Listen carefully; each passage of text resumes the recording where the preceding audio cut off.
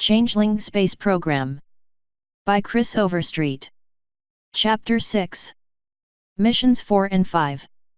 Pieces found rattling about. I'm bored, Chrysalis grumbled. Construction of the new Changeling Space Center near Eden rushed ahead, with a mixture of skilled workers, mostly ponies from Manhattan, and unskilled and apprentice labor, changelings, mostly but not entirely in disguise, 60, working round the clock at overtime pay to get the most vital facilities built: the launch pad, the vehicle assembly building, the astronaut center, and the tracking station. Mission control and the administration building, for the moment, were prefab buildings on skids, shipped whole from Baltimore. The end of the old farm road leading to the site had been widened and flattened just enough that Cherry Berry's aeroplane could take off and land, 61, and the hangar was nothing more than a staked-off area of land marked for eventual construction. Unfortunately, it had rushed ahead for 3 weeks, and the VAB, basically a giant metal barn with immense doors and a large adjacent storage area and workshop, wouldn't be even minimally operational for another 5 weeks, 62. The launch pad was ready. It was nothing more than a heavily compacted and smoothed gravel mound, really, capable of withstanding, according to the engineers, up to 18 tons of total weight before subsidence became an issue, 63, everything else was, well, skeletal. As a consequence, while occupant had departed the hive to begin rerouting all official space program correspondence to the new site, 64, the rest of the Changeling space program was split between the hive and Apalioaza, working on various tasks. Chrysalis had taken the opportunity to catch up on hive administration, including maintaining the network of infiltrators which were still the main source of concentrated love to feed the hive. That, plus the ongoing astronaut training, had kept her fully occupied for about a week. After that, the Queen had time on her hooves, most of which she used to annoy, 65, Cherry Berry. Cherry, being CEO of the Cherry's Rocket Parts False Front Company in Apalioaza, chief of the space program, and overall supervisor of the Space Center construction program, didn't have enough hours in the day, 66. In fact, she was beginning to learn what it had been like for Chrysalis dealing with Double Face's attempts at conversation for months and months. "We need a mission," Chrysalis said, while Cherry Berry was busy looking over paperwork. "Twilight Sparkle has had a mission. She's catching up to us." This was true. The launch of the Equestrian Space Agency's first flight had only made Chrysalis even more annoying. Rainbow Dash had flown a rocket built almost entirely from CSP components, with the addition of a small version of Twilight Sparkle's experimental magic rocket thruster. The ship had only exceeded the altitude and speed records set by Cherry Berry's flight by small amounts, but that had been enough to give the princess and her friends bragging rights while also giving Chrysalis a major flea in her tail. "We'll jump ahead when the new space center comes online," Cherry Berry muttered. "Until then there's no point wasting resources on useless flights." "It won't be a useless flight," Chrysalis insisted. "We need more contracts. We're running short on money."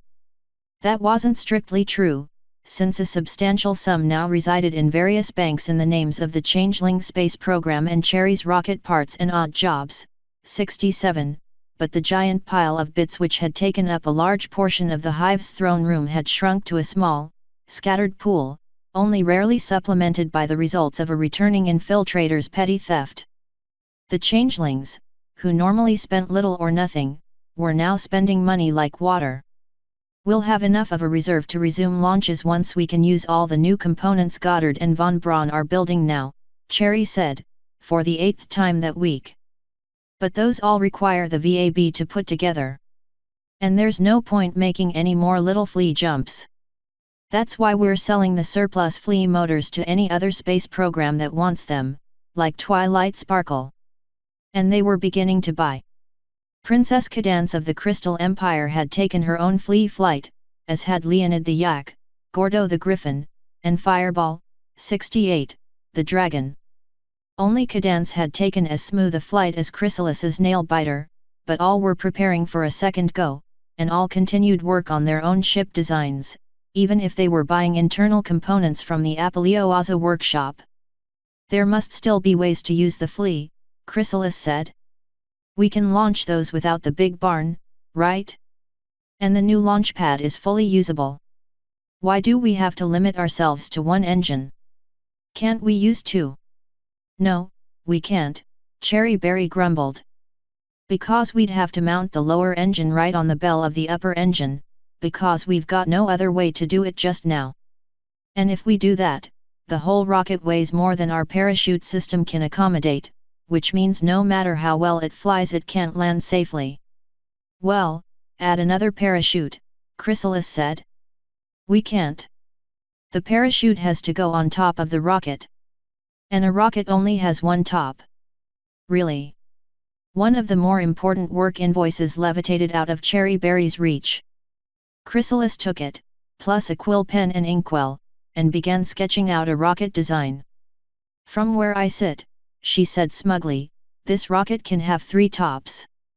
Cherry Berry, grumbling to herself, left the rest of her paperwork and walked over to Chrysalis's throne. Swiping the invoice out of the air, she looked at the design. 3 engines, Cherry Berry said. 2 new engines strapped onto the original. And parachute pods on the capsule and on each outboard engine. Yet another example of the same flawless genius that lets me continue ruling this hive, Chrysalis remarked smugly. Cherry Berry looked again at the disturbing squared-off tops of the flea's cylindrical casings, at how the parachute pods sketched on each were far, far larger than the one on the capsule. This looks dangerous as Tartarus, she said. Have von Braun put those thrust limiters on all the engines, Chrysalis said. And this time make sure Noling takes them off. Cherry Berry looked at Chrysalis. If we do this, she said at last, I test this design first. And you only get a flight in it with my approval. Clear. That is our standard agreement, Chrysalis nodded. Cherry Berry sighed. Right. If it'll shut you up. I'll talk with von Braun and make sure it can be done without blowing up on the pad. Then I'll ask Occupant for whatever contracts he thinks we can complete with the new design. If I'm lucky I'll be back here in 2 days for a week of mission sims with you as my backup. I'm looking forward to it, Chrysalis purred. Footnotes 60, which fooled none of the Maynadenites. They knew, of course, that every green worker no pony knew was a changeling, and that you were only really safe with the ponies you knew personally. Which amused the changeling known as Gandhi Dancer, who had taken the identity of a railroad worker turned high iron pony who, tragically, had managed to overestimate his balancing skills. That had been several years before, and thanks to a bit of luck, fudging with hospital records, and feigning amnesia to the late pony's friends and family, no pony had caught on that there might be a reason the earth pony who had taken one fall had no fear of a second fall. Well, a reason beside Gandhi's joke, might be because I don't remember the first one. 61, and, according to Cherry Berry, only barely. Anything heavier or faster than her biplane, she said, hadn't a prayer. She'd been sorely tempted to declare it fit only for her helicopter, but the helicopter didn't have enough airspeed for her commuting needs. 62, the actual work could have been done in 3 weeks with clear weather, but the regional weather manager declared that her schedule would go forward, spaceships or no spaceships, or else they could enjoy a nice little hurricane from all the backed-up rain and wind a few weeks down the road. The engineers said the buildings could withstand any hurricane, but they didn't say that to Iwal, for fear she would take it as a challenge. 63, on the other hand, they were very keen to point out that this was still land in a swamp on the ocean shore they were dealing with, and that they were absolutely unwilling to guarantee 18 tons plus 1 milligram. 64, leaving Chrysalis to order Double-Face to fetch the hive's mail. At least the unwanted horse guest could be useful for something, small as it was. 65, not to say bug.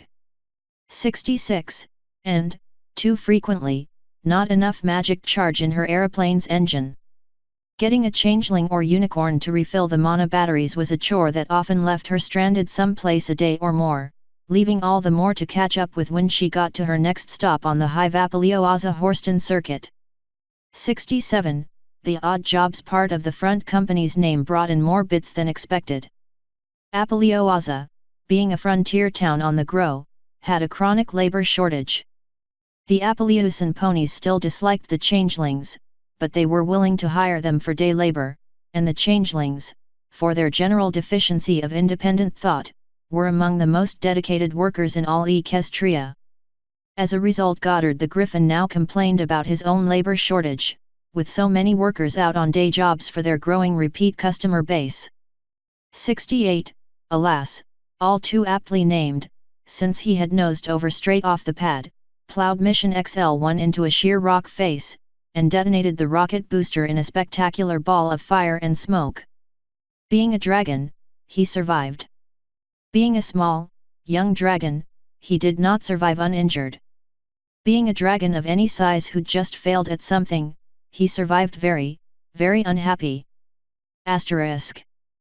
The command pod had one minor new addition: the telepresence illusion now carried sound, and sound could be transmitted along the magic link in the other direction. The link couldn't send recordings or take them, though, so the radio system being adapted from Yakistan's Boffin Alexander Popov's designs would eventually be necessary. But for now Chrysalis could sit in the portable building which was the Eden Space Center's mission control room, wear a Minotaur-made headset and microphone, and be the one pony in the room allowed to speak directly with the spacecraft. 69. Final systems check in progress, she said. Stand by for go/no-go on launch. CSP Mission 4 standing by, Cherry Berry said, voice flat, calm and professional. Chrysalis suppressed the urge to hiss. The pony is doing the right thing, she thought to herself. You want servants who stay calm and professional in difficult situations. Stop being so angry. The problem was, Chrysalis was only partly angry at Cherry Berry. Mostly she was jealous of the pony and angry at herself. On her first flight, Cherry Berry had remained cool and confident, smiling most of the short flight, except for the brutal acceleration at the start. Which was good and proper. Chrysalis had not. She knew she had not. And although she also knew no changeling would ever talk about it to her face, she also knew every single changeling in the hive knew she'd been afraid, frantic, even at one point panicked. Oh, she'd pulled it together. She'd finished the mission, achieving all tasks on the list. But she'd showed weakness.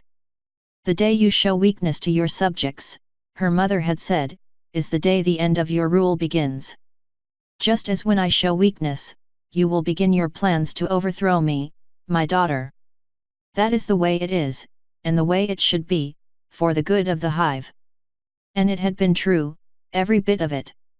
And although Chrysalis had no royal daughter among her hive at present, the moment of weakness crippled her. She had to redeem herself.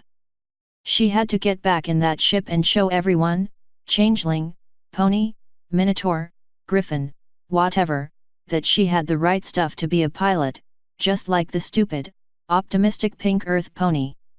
She'd heard one of von Braun's fellow minotaur scientists refer to Cherry Berry as the steel-eyed missile mare.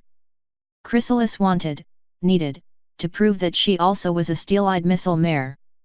Otherwise she'd always be remembered as the cowardly queen stupid enough to almost jump out of a perfectly good capsule. Meanwhile occupant, rushing around the cramped little room from desk to desk, checked with his staff and von Braun to make sure everything was ready to fly. Engines. Von Braun. Go, Flight Manager. Tracking. George Bull. Go, Flight Manager. Recovery. Lucky Cricket. Go, Flight Manager. Weather. Crawley, the changeling liaison with the Hayseed Swamp Regional Pegasus Weather Office. Go, Flight Manager. Parachutes. Dragonfly. Go, Flight Manager. Capsule Communications. Your Majesty. Go, already, Chrysalis grumbled. Final review of mission tasks. Mission 4, this is Eden, Chrysalis said, forcing her voice to a calm, matter of fact, not totally impatient to get this over with tone. Verify checklist of flight tasks. Test stability and performance of new rocket design, Cherry Berry repeated. Visual inspection and reports on Nerds Reef just offshore and open sea coordinates JJ1-512. Check mystery goo containers in flight and after splashdown. Roger, Mission 4, checklist verified, Chrysalis said. Verify switchover to internal capsule power and control. Another of occupant's assistants flicked a switch at his desk.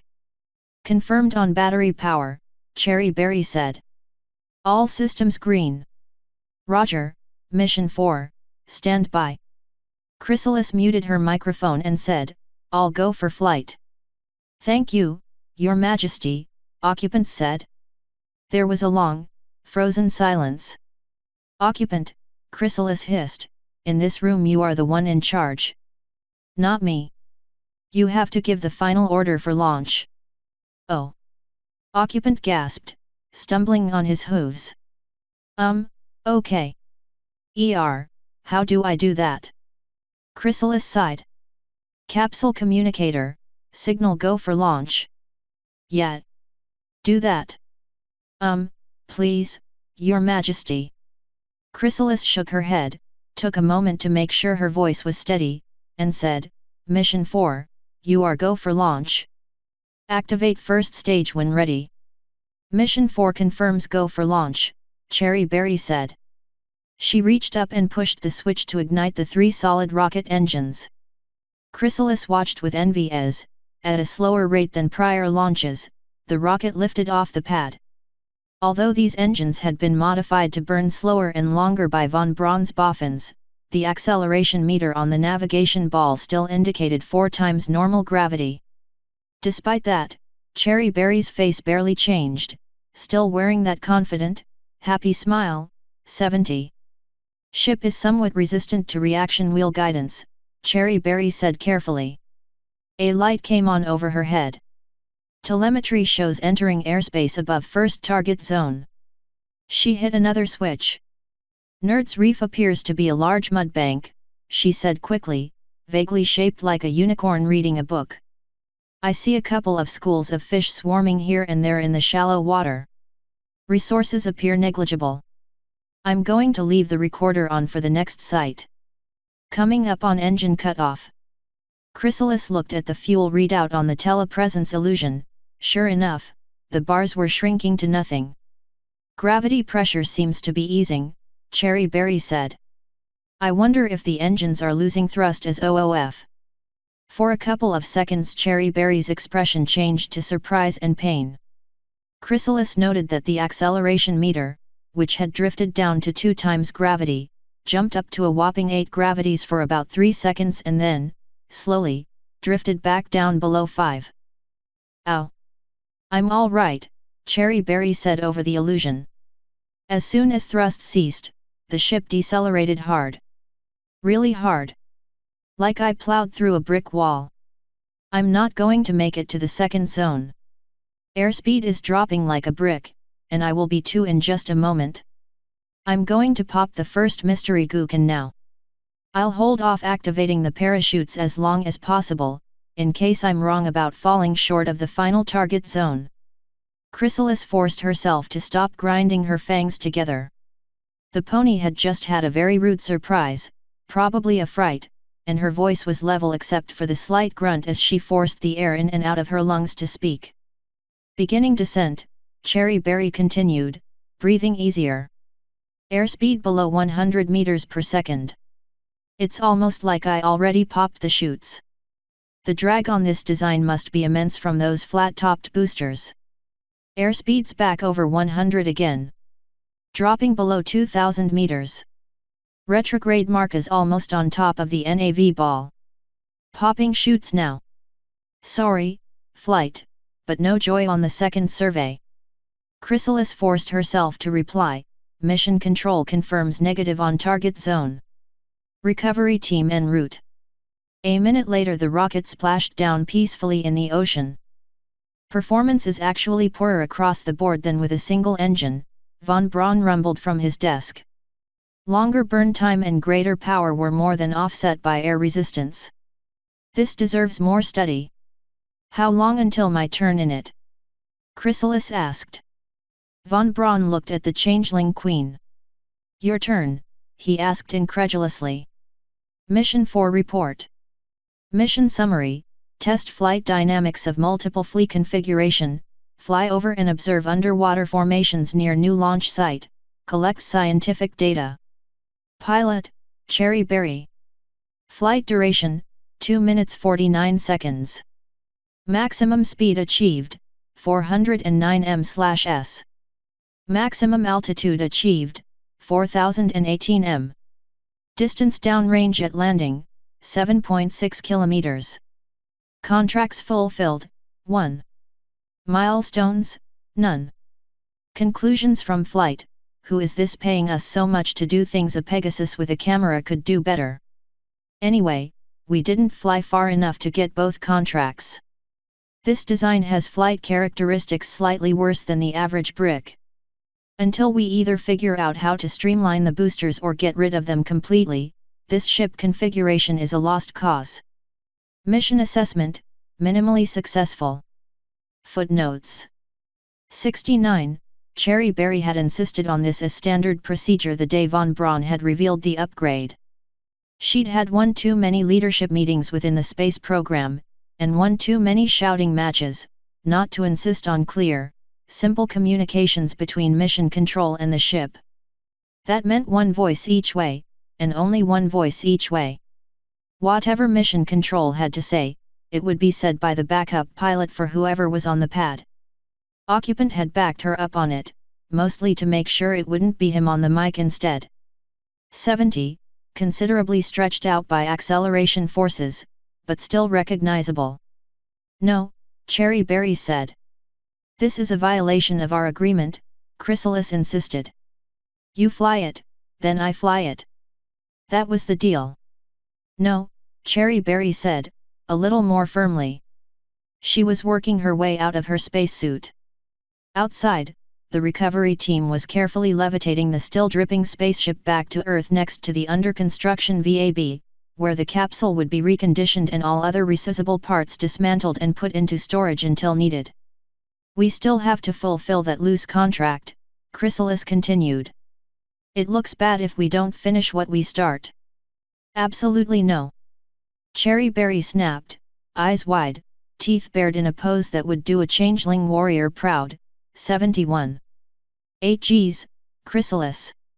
When you have a sudden deceleration that powerful without the aid of parachutes, it means that something is horribly wrong, do you understand?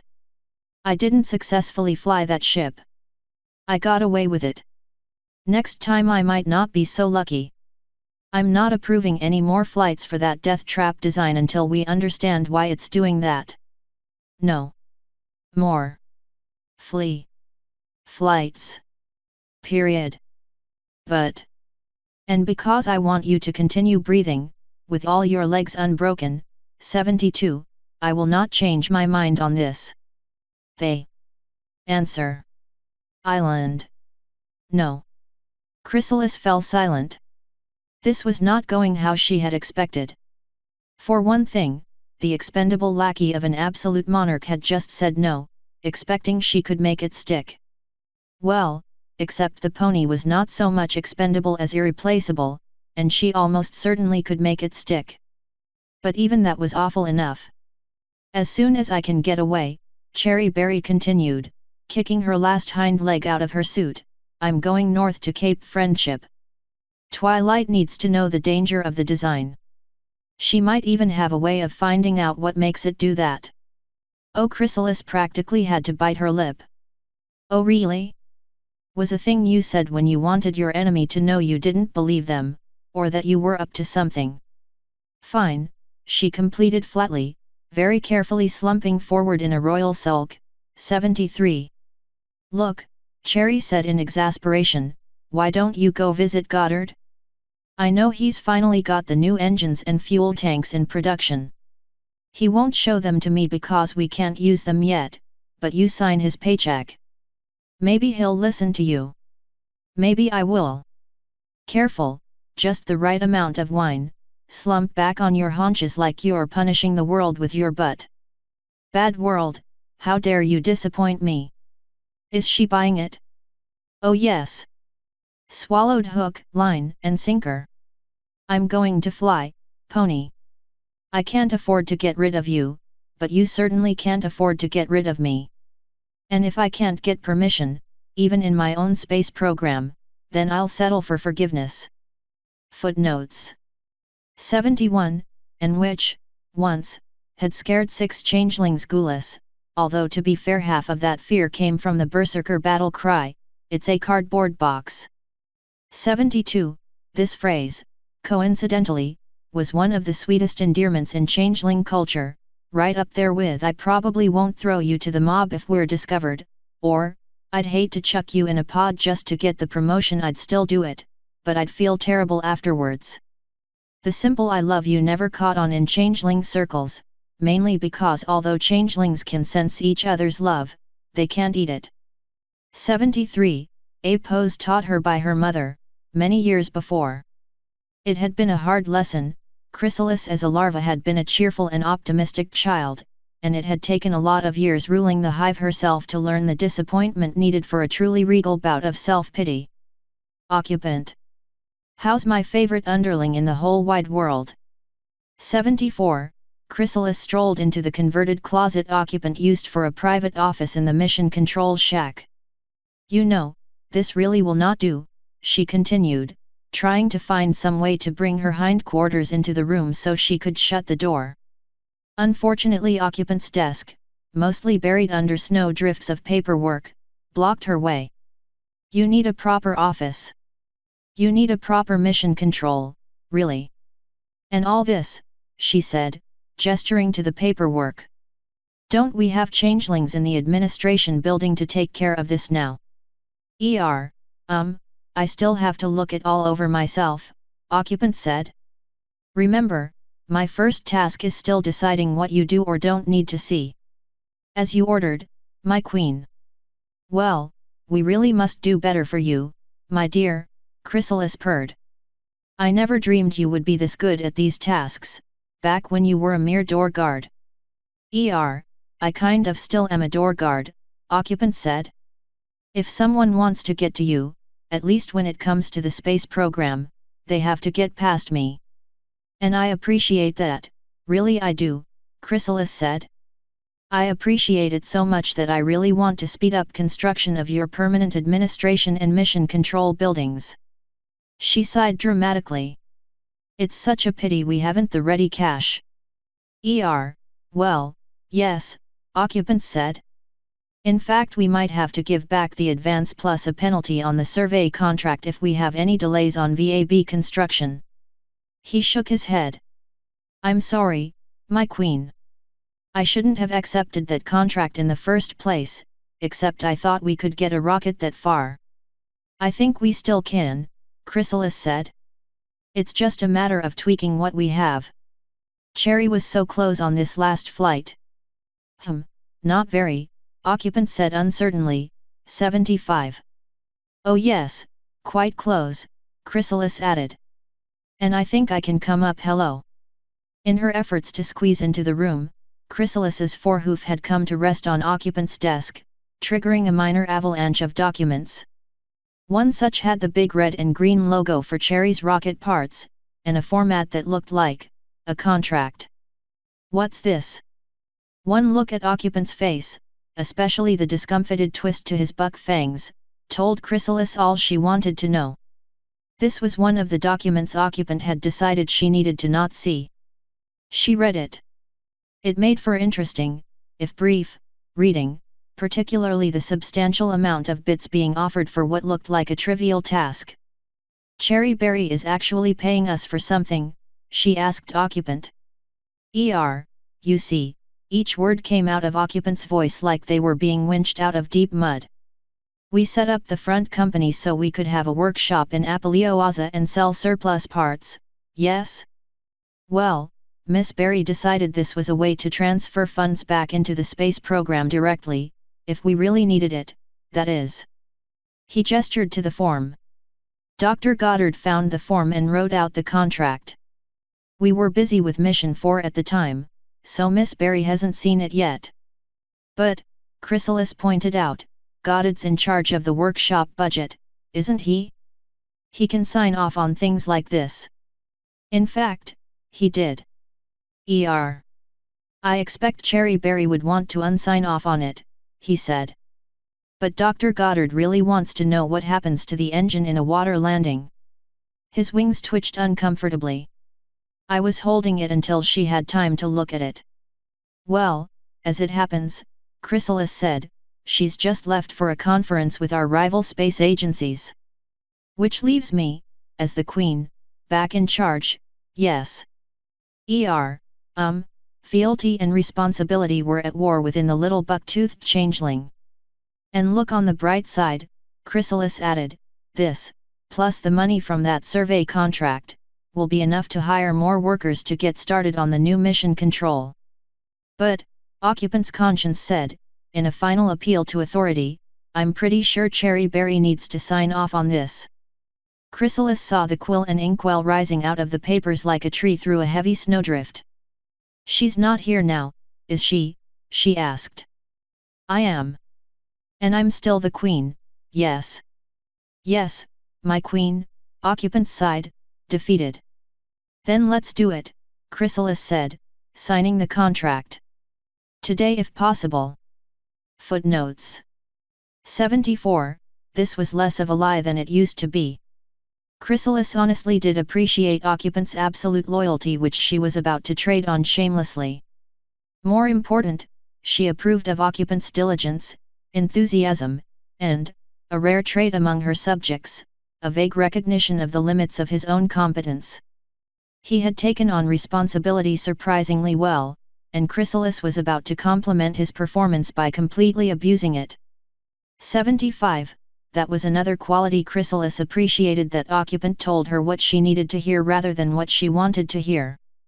Of course, she only appreciated it after the fact, at the time it usually made her furious. And once I could breathe properly again, I'd lost most of my forward momentum and began dropping back down, Cherry Berry told Twilight Sparkle. If our centrifuge can take it, I'm going to begin deceleration training to see if we can do some sort of exercise to prevent injury or blackouts the next time it happens. I have to say, Twilight Sparkle said, I'm not a bit surprised. Didn't you run this design through a wind tunnel? Do I look like a Pegasus? Cherry Berry asked. I know the Wonderbolts use them for training and examinations, but I've never seen one. I built a mechanical one here for our project, Twilight Sparkle said. Your capsule tests out okay with your parachute pod on it, but a lot worse with it off. And your flea booster by itself is horrible, it wants to turn on its side at high aerodynamic buffering. I'd love to see it, Cherry Berry remarked. It sounds like an indispensable piece of equipment for our own program. I'd be glad to show you. Twilight replied. After all, this is about saving pony lives. After a very long hesitation, she added in a most uncertain tone of voice, and, changeling lives too, I guess. As they walked, Cherry Berry gave a long look at Twilight's magic rocket ship. The hull, at least, had been finished for engine tests. Dr. Goddard would have mocked it contemptuously. Drive von Braun would have questioned its suitability in quiet but firm tones. Chrysalis would have laughed at pony weakness. But to a pony's eyes, the big pink vehicle with the big pointy nose and 3 enormous curled fins was simply perfect, right down to the broad hatch in the side and the row of heart-shaped windows. In the top of her head, Cherry Berry knew the design was impractical. The rest of her, though, loved it to bits and wanted a ride in it. The thing would seat 7 according to Twilight Sparkle, with 3/4 of the interior used for passenger and cargo space. So far, sadly, the closest it had come to flight was a test on scales, where the vertical takeoff thrusters had only been enough to negate 1/4 of the ship's weight. Still, Cherry thought wistfully, I bet it does great in a wind tunnel. We have got to get those new engines. Fast. *. This is the engine Goddard wants tested. Chrysalis asked Warner von Braun, who had lingered overnight at the new base before returning to Apollo-Oza by boat and then train. Chrysalis had expected to find another big drum with a bell on bottom in the VAB's storage room, like the flea. This thing had the bell, but it had no drum, just a bunch of fancy plumbing and electric motors. Chrysalis had a vague idea what about half of the things were for, but since Goddard had been closed-beaked about his work until it was ready, she hadn't seen the final product. One thing for certain, her first plan of just hooking 2 fleas on the sides of the swivel liquid fuel motor had just tasted the rainbow. 76. Sometimes I don't know what my colleague is thinking, von Braun said. At the least he could have provided 1 fuel tank and a little fuel. But no. He sent us just the motor and no way to actually fire it. Can't we just put a flea on top of it? Chrysalis asked. Fuel mismatch. The flea motor would destroy the swivel. Chrysalis shrugged. Can you put a shell or something around it? She asked. Something we could hook 4 fleas to. Von Braun shook his head. You're talking about a fairing, he said. In theory we could, but with the materials we have on hand, we'd need something to anchor the bottom seam of the fairing to. Otherwise the whole thing would crumple under the force of the engines. Chrysalis noticed the remaining on-hand stockpile of a dozen flea motors. 77. Is the capsule reconditioned? She asked. Yes, von Braun said. We were actually going to put it in storage. Concentrating her magic, Chrysalis carefully lifted 1 flea after another. Once 5 engines formed an X on the storage room floor, she pointed to it. We secure those together, she said, put the swivel on top of that, and the capsule on top of that. Parachutes on the capsule and the 4 outrigger engines. Von Braun looked contemplatively at the design. Interesting theory, he said. That was more an order than a theory, Doctor, Chrysalis said. Von Braun's look grew much less contemplative and more appalled.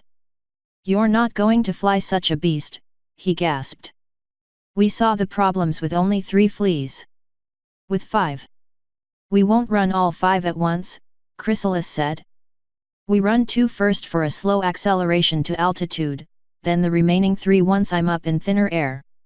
If we keep it slow enough, the ship should avoid the worst of the turbulence, right? In theory, von Braun's voice drawled out in deep thought. And it'll be fascinating to see how it works, won't it? Chrysalis asked. Yes, von Braun nodded. Yes, it could be made to work, in theory. Then let's get it done, Chrysalis said. The sooner we get this test in, the sooner Goddard gets his results and the sooner we get to retire the fleas. As von Braun began giving orders to the changelings in the storeroom, Chrysalis rushed out to get into her pressure suit. The best thing about that, she thought, is I never had to use mind control once. Von Braun did it to himself. Which is the best form of mind control? Footnotes. 76. A recent slang phrase among monsters, criminals, and in general those who might expect to be opposed by Equestria's most famous heroes. It replaced the older blown to Tartarus. 77. Despite aggressive salesmanship, over 50 more remained in a warehouse on the outskirts of Baltimore. If the citizens of Baltimore had known better what that warehouse held, they likely would have ordered the warehouse condemned. The late afternoon sun shone on the laminated wings of Cherry Berry's biplane as it approached the makeshift Eden Space Center airstrip. The tour of Twilight's scientific research facility, including, and especially its wind tunnel, had been inspiring. There was so much the Changeling program needed to be doing that they weren't. She couldn't wait to tell Drive von Braun and Dr. Goddard all about it, except she had to, because she had to finish up the wrap-up from Mission 4 before she could return to Apollo-Oza. She banked for final approach, leveled off, and noticed something to her left. There was a thing on the launch pad. She didn't know which startled her more, the fact that there was anything at all on a launch pad that should definitely have been empty, or the thing itself. It looked like some pony had tried to make a throwing dart out of flea motors. Oh Faust! Some pony did do just that. And I know who. The Changeling ground crew clearing the pad at maximum speed confirms it. Despite her rapidly growing anxiety, Cherry Berry set down the aeroplane with her usual care, because some things you simply didn't rush if you wanted to stay out of hospitals. The moment she bounced to a stop on the runway and had the brakes engaged and engine off, she bounded out of the cockpit and galloped for mission control. Sure enough, there was occupant going down the last go-no-go checklist with his assistants. She shot the ugliest look at him she could manage, then gave another one to von Braun, who watched the illusion projector with interest. There was the thing on the pad, there was the NAV ball, the altimeter, the staging list, and there was Chrysalis, neutral-faced, calm, checking her controls in the most ostentatiously professional manner Cherry Berry's red-tinted imagination could conjure. Occupant cringed, but didn't stop. Capsule communications, final review of mission tasks. Cherry Berry glared at Dragonfly, who should have been monitoring consumables and parachutes. She reached up a hoof. Dragonfly sheepishly levitated the headset off her head. "She is our queen," she said quietly. "Not blaming you," Cherry Berry said shortly, keying on the mic. Mission 5, or Eden. Verify checklist of flight tasks. Calm. Professional. You did not shout during flight prep. You did nothing to unsettle the mental state of the pilot. Flying a machine was something you did with caution and respect. Anger, fear, panic they killed as surely as a dead engine or a broken wing. And if you felt those things, you did not let it show, because those emotions multiplied in a group until they ran like a wildfire out of control. Chrysalis was good, the professional, not about to buck a changeling upside the head. Part of Cherry Berry's mind said to the rest of it. Not a flinch when she recognized my voice. Mission tasks: test phased burn of multiple rockets, complete unfinished survey of offshore target zone, perform test on swivel liquid fuel engine when submerged. A piece of paper hung in front of Cherry Berry's eyes, held there by changeling magic dragonflies to be exact. Roger, Mission 5. Checklist verified. Verify switchover to internal power. Mission 5 confirms switchover to internal power. All systems go. Standing by. Calm, smooth, completely in control. Mission 5, or Eden. Cherry Berry paused. The way we have this set up, she thought, I can't actually order a mission scrub. The launch button is on Chrysalis's end, not mine. And whatever I do now sets a precedent, so what do I do? Standing by, or Eden. Not even a sliver of sneer or derision in that voice. Flat, professional. Cherry was beginning to hate those adjectives. I have to strongly recommend scrubbing mission on grounds of crew safety concerns, Cherry Berry said. Mission 5 is a completely untested configuration with characteristics close to a discarded design. Wind tunnel tests done this afternoon at Cape Friendship there, that ought to get a rise out of her, Cherry thought. Verify that at any speeds close to the sonic barrier air resistance renders a bare-topped flea highly inefficient and almost uncontrollable. Please respond, over. Or Eden, Mission 5, Chrysalis replied. This flight was my decision and under my authority. The responsibility lies with me. It is my estimation that this flight can be conducted safely and successfully, and that your concerns have been accounted for. Cherry Berry shot a look at von Braun, who shrugged. Big help, Doctor. So, decision time. I can confront Chrysalis now, force one or the other of us to back down. And that probably ends the space program. Or I can back down and probably let Chrysalis kill herself. Which would definitely end the space program and possibly the changeling race. All eyes in the mission control now stared at the pink Earth pony, aeroplane flight helmet still on her head, goggles down. Roger, Mission 5, Cherry said. You are all go for flight. Activate first stage when ready. Mission 5 copies go for launch, Chrysalis remarked. Stand by. And now, for just a moment, the beings in mission control could see Chrysalis's control waver, as she took several deep breaths, slow, in and out, preparing herself for the launch. "Thank you," occupant murmured to Cherry Berry. "But I thought you were going to scrub the launch the moment you came in the door." "I can't stop her now," Cherry said. "If I tried it'd wreck the program. We're still such a long way away from our goal, and besides," she added, "if it was her in this chair and me in that chair, I'd want to launch too, and forget the danger at this point." She shook her head. "I hope I'd have more sense then." And then the engines fired, or, at least, two of them. The ugly thing rose off the pad on two plumes of smoke, rising at a much slower rate than previous launches. More weight, Cherry thought, and reduced thrust. Side effect, only a little over 2 gravities at launch. The rocket nosed over to a 45-degree angle of ascent, carefully trimming the flight for the target zone Mission 4 had missed. Chrysalis's handling of the ship was a bit awkward, and the ship tried to dip closer to the horizon, but the Changeling Queen fought it back to the desired angle. "But not," Cherry noted, "the desired trajectory. Prograde vector is too shallow," von Braun rumbled. "Reducing thrust to keep the flight subsonic." At 1600 meters altitude the first 2 flea motors burned out. With barely a pause Chrysalis triggered the remaining 3 engines, and the flying dart leaped forward. And down. "Too much thrust," von Braun said. "She's approaching the sonic barrier. She needs to pull up." The projected illusion also included readouts for amount of pitch, yaw, and roll being used by the ship's controls. Cherry looked and noticed, to her growing horror, that both pitch and yaw were maxed out. Chrysalis was holding down the controls as hard as she could, trying to get the rocket's nose up, and failing. In fact, on the projection, Cherry could clearly see the nose creeping downwards. The prograde marker had drifted almost to the blue-brown dividing line on the NAV ball. "Mission 5, or Eden," Cherry said, forcing herself to keep her voice level while speaking quickly. "Drag is pulling your nose down. Can you abort?"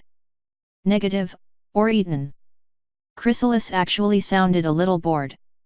"That had to be acting. I am maintaining attitude. No need for abort." And, Cherry Berry belatedly thought, no way to abort in any case. The parachutes would be ripped apart if triggered too close to the speed of sound, and the engines couldn't be shut off. And then, mercifully, the engines did shut off, burning out at a bit over 2300 meters altitude. And, just like Cherry Berry's flight, Chrysalis's ugly dart hit the sonic wall and, without further thrust, got shoved back, losing half its speed in about 2 seconds.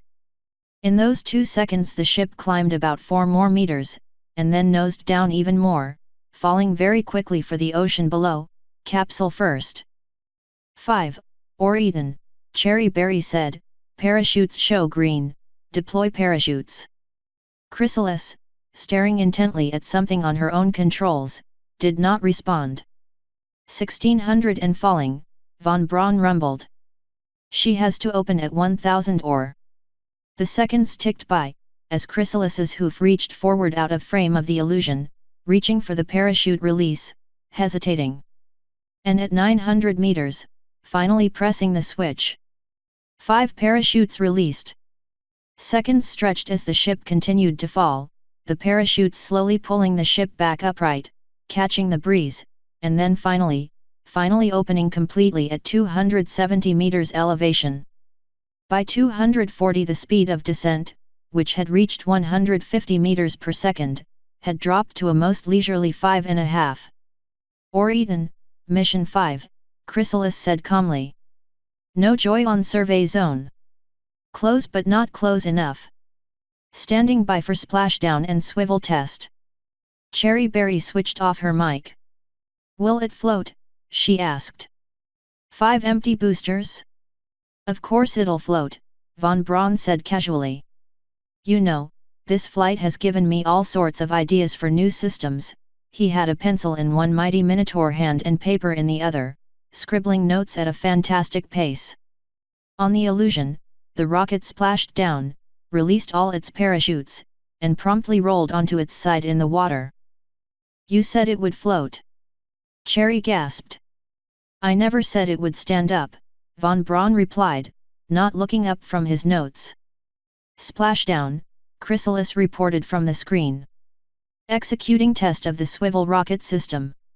Even as the capsule end of the spacecraft began to dip below the surface of the water, sparks flew from the long casing that linked pod with engines.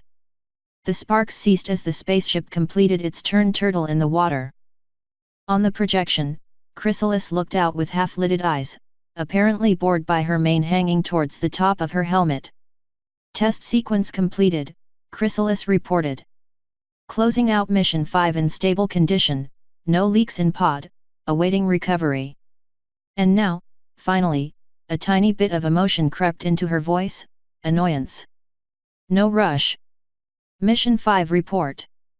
Mission summary: fly over and observe underwater formations near new launch site, leftover from previous mission, observe characteristics of new swivel liquid engine when submerged. Pilot, Chrysalis. Flight duration, 1 minute 55 sec.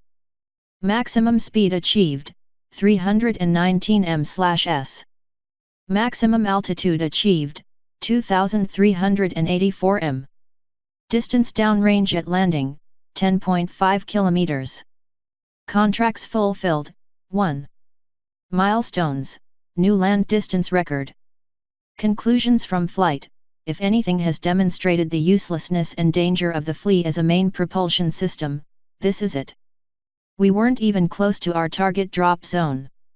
The only part of this flight that worked well, aside from the pilot not dying, was the swivel engine function test. No more flights until we get better engines. Mission assessment: failure. Asterisk. The recovery team had to call for reinforcements from the base, very nearly all the changelings on site. Eventually, with an effort that left them exhausted after the 21-kilometer round trip, the thing sat on dry land beside the VAB's storage wing, and Chrysalis stood next to it, helmet off, demonstrating her calmness and control for all to see. Cherry Berry was doing her best as she came out of the mission control shack, but every changeling could feel the rage boiling off of her even if, outwardly, she schooled her face to mild annoyance, her walk to a slow, casual pace. She waited until she was close enough for polite conversation to speak. "Changelings and Gentlemars," she said, "might Queen Chrysalis and I have a moment of privacy?" The changelings, tuned in like no other species on Equus to empathic senses, heard this as, "Clear out or I will tear your heads off."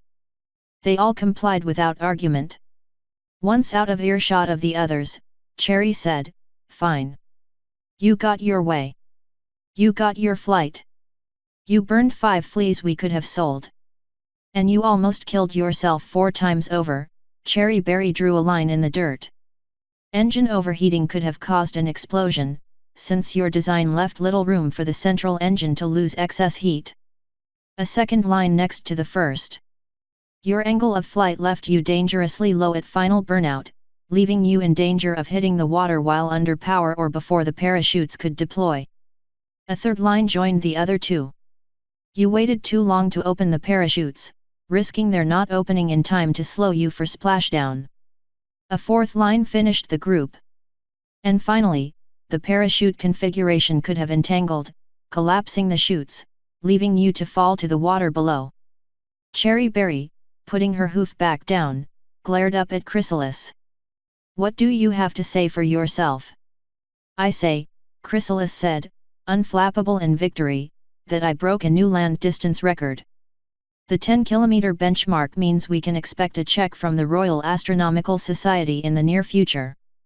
A tiny smile crept onto her face as she added, "And if I'd had 10 seconds more thrust, I could have pulled that nose up." Having said her piece, she walked past Cherry Berry. "I'm going to the admin building to undress," she said without looking back. "I'd prefer to be alone for that." Cherry Berry couldn't hold in her anger. "RRRGH," she growled. "Is this about proving you're a pilot? Is that it? Well, you're a pilot. She stamped a hoof in impotent rage. You're a bucking pilot. Now quit trying to prove it. Chrysalis paused in her walk. Damn straight I am, she said. And then she resumed her walk, calm, cool, collected, opening the admin building door with her magic, stepping into the portable building, and closing it behind her. Only alone among the deserted desks, with the door locked, did she allow herself to slowly flop over onto her side.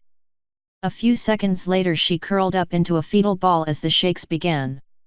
The doorknob rattled. A moment later a key slid into the knob, unlocked the door, and opened it. Your Majesty, occupant said, I brought you the after-mission report forms. Chrysalis raised her head from the floor and gave a savage hiss. Celestia no, Luna Faust I mean I'll come back later. The door slammed shut, and the rapid hum of frantically beating changeling wings rapidly diminished to silence. With a flicker of green magic Chrysalis locked the door again and returned to her long overdue attack of nerves. Author's note. Professionalism versus pride, or Chrysalis demonstrating she can be just as much of a dunderhead as her subjects sometimes. At first this whole chapters was going to be about what the other space programs were doing. Then I got bored and decided, no, I want to fly missions, damn it. So, since unlike in KSP building things actually requires time, more missions for this chapter meant at least one more round with the flea engine. And I tried my best with multiple engines, only to prove that nose cones are important. There used to be a thing called destructive staging, stack a bunch of solid boosters on top of one another, and light them off, one at a time. As the next higher booster burns, it overheats and blows up the one below it. However, in Update 1.1 KP dialed back heat effects a lot more on that in future chapters, with the result that Flea number 2 will require 3/4 of its burn to build up enough heat to pop Flea number 1. That route was closed to me, doubly so since even Chrysalis would think twice about deliberately blowing up parts of her own ship. I flew the missions first, before I began any writing except in my head. I flew Mission 4 in a separate save file first, to make sure the thing would be controllable at all, before the actual run-through. Mission 5 ran first off in the main CSM game file, without a hitch, but by request of several of you, I wanted to put screen caps into the story as the ships get away from the universal first rocket design of KSP. Problem: it's difficult to both fly the mission and pick the right time to hit the print screen key on the keyboard. And then I have to pause the game to go into a graphics program, paste the screen cap, and save the file. Which means errors creep into the flying and the screen capping both. It took 5 iterations of Mission 5 to get the shots I wanted. 3 of those 5 flights would have resulted in a dead pilot. Once I activated the second set of rockets, the ship wanted nothing more than to go swimming, which meant the survivability of the flight depended entirely on how much altitude I'd gained with the first 2 engines. I could play stupid rocket tricks, I suppose, but the CSP wouldn't at this point. Chrysalis got her redemption, and her nightmare fuel. Cherry wants the flea liquidated. And next chapter, she gets her wish. Von Braun's new brainstorms bear fruit, as does Goddard's secret plan. And changelings encounter cute little fuel tanks, surely nothing bad can come of this. Side note, I only was able to write this fast because of downtime from my work selling things at conventions. That downtime is over, I have a convention this weekend, and then at least 3 in a row beginning Memorial Day weekend, and then more over the summer. That means my writing speed on this project is going to slow way down, especially since I have other creative tasks that need doing. So please be patient, more will be forthcoming, if for no other reason than I want to play KSP and don't want to do it without advancing this story. End author's note.